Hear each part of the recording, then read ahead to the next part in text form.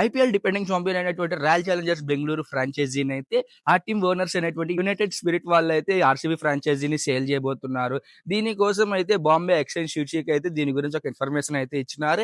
మార్చి 31, 2026 కల్లా ఈ ఆర్సీబీ ఫ్రాంచైజీకి అయితే కొత్త ఓనర్స్ రావచ్చు. అండ్ ఈ ఆర్సీబీ ఫ్రాంచైజీని కొనడానికి కొన్ని కంపెనీస్ అయితే ఇంట్రెస్ట్ చూపిస్తున్నాయి. US based investment companies, JSW group, Adani group, Adar Poonawalla group, Devyani international group వాళ్ళైతే ఇంట్రెస్ట్ చూపిస్తున్నారు.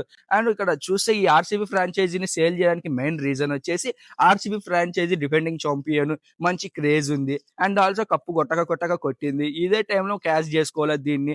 అమ్మేస్తే ఒక పని అయిపోతది అన్నట్టయితే యునైటెడ్ స్పిరిట్ వాళ్ళైతే ఆలోచిస్తున్నారు. అండ్ దీనికి మెయిన్‌గా పర్టిక్యులర్ రీజన్స్ వచ్చేసి ఇండియాలో బెట్టింగ్ యాప్‌లను అయితే బ్యాన్ చేసినారు. ప్రమోషన్స్ అయితే రావు ఇప్పుడు. ఆల్ ప్రమోషన్స్‌ని కూడా అయితే ఇండియాలో బ్యాన్ చేసినారు స్పోర్ట్స్‌లో. దీంతో ఇది కూడా కొంచెం ఇంపాక్ట్ అయితే చూపిస్తుంది ఆర్సీబీ టీమ్ మీద. అండ్ ఇవన్నీ కూడా నెగెటివ్ ఇంపాక్ట్ పడతాయేమో అన్న ఆలోచనతోనే మంచి టైం చూసి అయితే ఇప్పుడు ఆర్సీబీ టీమ్‌ని అయితే సేల్‌కి అయితే పెట్టినారు. ఇది పర్టిక్యులర్‌గా ఆర్సీబీ టీమ్ యునైటెడ్ స్పిరిట్ వాళ్ళకైతే ఫైనాన్షియల్‌గా అయితే చాలా గట్టిగా అయితే ఆలోచిస్తున్నారు.